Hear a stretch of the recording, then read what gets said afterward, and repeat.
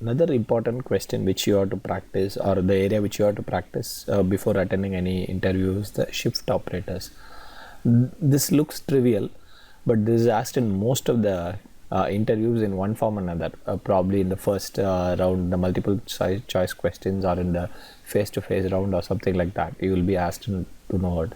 And another thing is, like, it is always good to know the bit shift operators, which will help you to work and write smart code for your future. Okay, so to start with, first question would be that what is the difference between the double shift and the triple shift operator? Okay, this is a pretty common question which anyone can ask if you say that I am good in bit shift operators. The answer is very simple. The double shift doesn't fill with 0, whereas triple shift fills with zeros.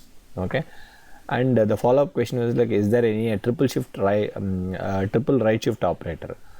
The answer would be no. Okay, the reason is very plain and simple. There is no point in doing the 0 fill in a left shift, because by default it happens. Okay, and also another common question is like, can you do a circular shift? When I say circular shift, the first bit goes back to the last bit, like it takes a roundabout and then comes to the first. Okay, can you do it? Is a common question, and the answer is no, you can't do a circular shift. Okay, it either goes to the right end and falls off, or to the left end and falls off. Okay, in both the cases the data is lost. Okay, for sure the data is lost. Okay, so the simple example is the left shift shifts the bits to the left, and the data which goes beyond the shift will get discarded. It doesn't matter whether it's a normal bit or a signed bit, and by now you should know what is a signed bit. Okay, that is another key thing which you should know. Let's see a very small example. So if I have a data of 60, and if I print it like a system.out.println, and I use the integer library to print in a binary format, I'll get this. Okay, this is a binary value of 60.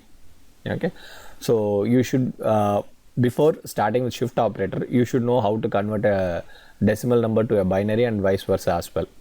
Okay, go to your school math and start doing things.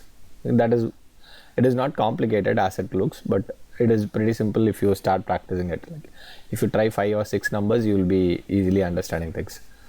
Okay, so this is the example. What is the output which you will get if you do a double right shift and a triple right shift? Okay, so when you shift it, the number goes to the right, and the rest of the things are empty. When you convert into the binary, both the values are same, like the value is 15 in both the cases, but the data is not filled in the first case. In the second case it's filled. Okay, the same way if you shift it to the right, the 60, I'm saying, if you shift it to the left, what it does is like the first 2 ones are discarded, and the result would be 2 zeros would be discarded, and all 4 ones would be there, and it is raised to the power, and totally the value is 240.